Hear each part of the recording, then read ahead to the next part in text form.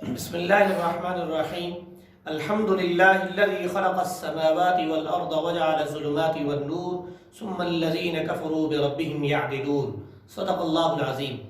اللہ جل شانہ نے سورہ الانعام کے اندر توحید کے اس بات کے دلائل پیش کیے اور مشرکوں کے جو بد عقائد ہیں ان کی مذمت کا تفصیل کے ساتھ ذکر فرمایا ہے.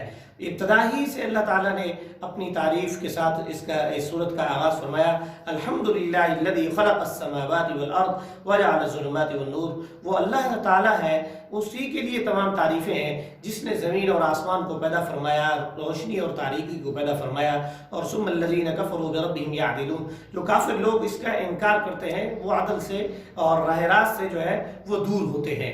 اللہ جل شانہ نے اس سورہ مبارکہ کے اندر سورہ یعنی انعام میں توحید کے جو اس بات کے دلائل ہیں ان کو مفصل انداز سے بیان فرمانے کے ساتھ ہی اللہ جل شانہ نے حلت اور حرمت کے مسائل کا بھی تذکرہ فرمایا ہے. یعنی تحریم اور تحلیل، جو اللہ تعالیٰ نے چیزیں حلال کر دی ہیں ان کو حرام کرنے کی کسی کو رخصت نہیں ہے، اور جن کو حرام کر دیا اس کو کسی کو حلال کرنے کی اجازت نہیں دی ہے. اور اللہ تبارک و تعالیٰ رب العزت نے سورۃ الانعام کے اندر تفصیل کے ساتھ ان لوگوں کا بھی ذکر فرمایا ہے جو اہل اسلام کا مذاق اڑاتے ہیں. یعنی حضور صلی اللہ علیہ وسلم جب ان کے سامنے قرآن پڑھتے ہیں اور اسلام کی تعلیم دیتے ہیں تو اس پہ وہ باتیں کستے ہیں، آوازیں کستے ہیں. تو اللہ تعالیٰ نے فرمایا آپ کو پریشان ہونے کی، نادم ہونے کی ضرورت نہیں ہے. یہ اسی طرح پہلے بھی کرتے رہے ہیں، مذاق اور ٹھٹا اڑاتے رہے ہیں، لیکن ان لوگوں کا جو انجام کار ہے وہ بہت بد ہے. ان کی گرفت جو ہے وہ بہت سخت ہونی ہے.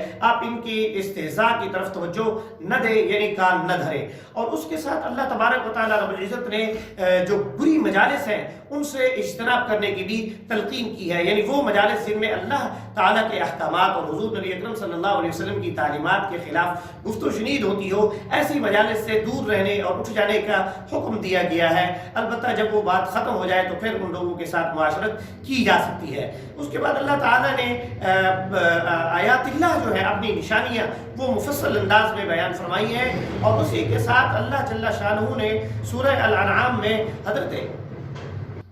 اللہ تبارک و تعالیٰ رب العزت نے توحید کے دلائل بڑے احسن انداز میں سورہ الانعام میں پیش کیے ہیں، اور علم غیب کی جو کنجی ہے اس کو اپنے ہاتھ میں رکھنے کا ایک فرمایا ہے کہ تمام تر جو غیب ہے وَعِندَهُ مَفَاتِحُ الْغَيْبِ لَا يَعْلَمُهَا إِلَّا هُ. جو غیب کی کنجیاں ہیں وہ صرف اور صرف اللہ کے پاس ہے، اور اللہ تعالیٰ جس قدر کسی کو چاہتے ہیں وہ اس کا علم عطا فرماتے ہیں. اس کے بعد اللہ جل شانہ نے حضرت ابراہیم علیہ السلام کا اپنے باپ کے ساتھ جو مکالمہ ہے اس کا تذکرہ فرمایا ہے کہ وَإِذْ قَالَ إِبْرَاهِيمُ لِأَبِيهِ آزَرَ أَتَتَّخِذُ أَصْنَامًا آلِهَةً إِنِّي أَرَاكَ وَقَوْمَكَ فِي ضَلَالٍ مُبِينٍ.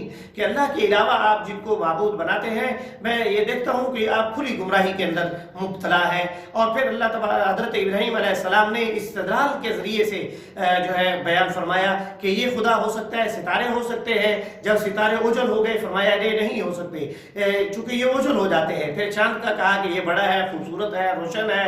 پھر کہا کہ یہ بھی چپ کیا، کہا کہ یہ بھی نہیں ہو سکتا. پھر سورج کا جب طلوع سورج ظاہر ہوا فرمایا یہ روشن بھی ہے اور بہت بڑا بھی ہے تو یہ خدا ہو سکتا ہے. لیکن جو بھی فلما افلت قال یا قوم انی بریء مما تشرکون.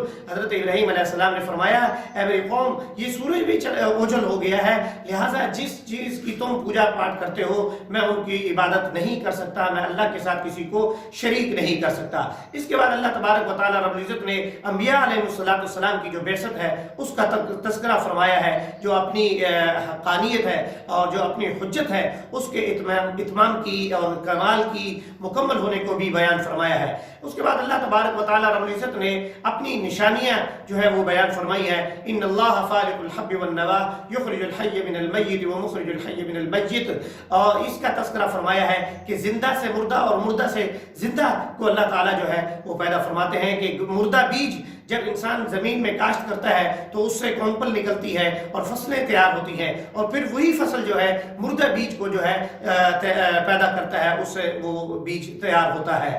اللہ تبارک و تعالیٰ رب العزت نے سورہ الانعام کے اندر آگے چل کے ذکر فرمایا ہے، بہت سارے جو دلائل توحید کے تھے اور اپنا شرک کی مذمت کے، ان کا تذکرہ فرمایا ہے، اور پھر اللہ تعالیٰ نے اپنے انعامات کا ذکر فرمایا ہے، اور پھر اللہ تعالیٰ نے سورہ الانعام میں جن اور انس کی پیشی کا بھی ذکر فرمایا ہے کہ ان کو اللہ کے حضور پیش ہونا ہے، اور جو انہوں نے بدعمالیہ کی ہے، جو ان کو انبیاء کی تعلیمات سے جو انہوں نے اعراض اور انحراف کیا ہے، اس کی ان کو سزا دی جائے گی۔ اور آخر میں سورہ الانعام کے اخیر کے اندر اللہ تبارک و تعالیٰ رب العزت نے یہ ارشاد فرمایا ہے کہ حضور نبی اکرم صلی اللہ علیہ وسلم کے ذریعے سے کہ آپ صلی اللہ علیہ وسلم کہہ دیجئے کہ میری نماز اور میرا روزہ، میری نماز اور میری زندگی جو ہے وہ کل سرمایہ حیات جو ہے وہ خالصتاً اللہ ہی کے لیے ہے۔ اور سورہ الانعام میں اللہ تبارک و تعالیٰ رب العزت نے یتیم کا مال نہ کھانے کی، قتل ناحق کی مذمت بیان فرمائی ہے، اور یتیم کے مال کے قریب یعنی برے طریقے سے، بری نیت سے جانے کے